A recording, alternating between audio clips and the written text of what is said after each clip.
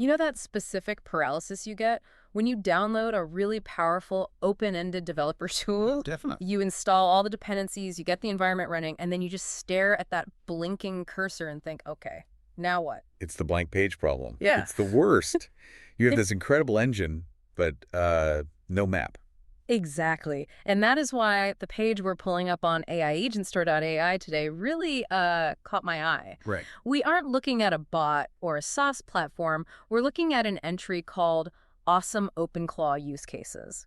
And that word awesome, Yeah. there isn't just, marketing hype. In the open source world, an awesome list is a specific thing. Okay. It's a community-curated repository, usually on GitHub, that just collects all the best practices, the best libraries, and, well, examples for a technology. So it's less of a product and more of a survival guide. That's a great way to put it. This is specifically for OpenClaw, which is, it's an incredibly capable tool for building agents. But the documentation can be a little abstract. So this repository, it sort of bridges that gap. It's a living catalog of real-world workflows that other engineers have already built. Which completely changes the whole onboarding process. Totally. Instead of reading a manual that just explains how to write a loop, you're looking at a script that, I don't know, automates a morning stand-up report. Exactly right. The whole philosophy here is copy, adapt, extend.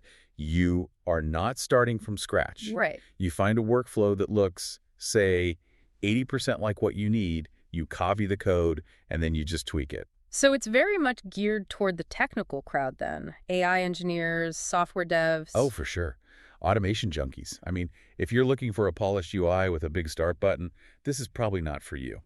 Yeah, I noticed that in the specs that the autonomy level is listed at a flat 50%. And that 50% is really honest. It's not an agent that just runs itself out of the box. It's a set of instructions, recipes, really. And you are the chef.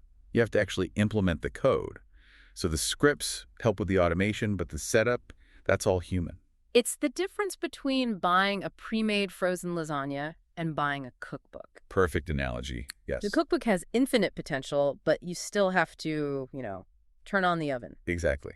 And because it's all open source and free, the cookbook is constantly getting bigger and better. It relies on PR's pull requests. So if you build a killer workflow, you submit it, and then the whole community benefits. It kind of turns learning into a multiplayer game, It seems heavily weighted towards software development and business automation at the moment. It is, but that's just the nature of the tool itself. You're starting to see research and productivity creep in there too.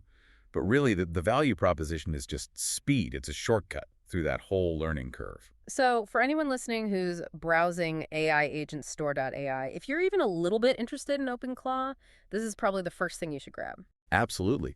Before you even try to write your own agent from the ground up, just check if someone else has already done 90% of the heavy lifting for you. It really makes you think about how we learn new tech now. In a world where these AI tools are getting infinitely complex, maybe community curation is actually more valuable than the official manual. I couldn't agree more. The manual tells you how the machine works. But the community tells you what the machine is actually for. Exactly.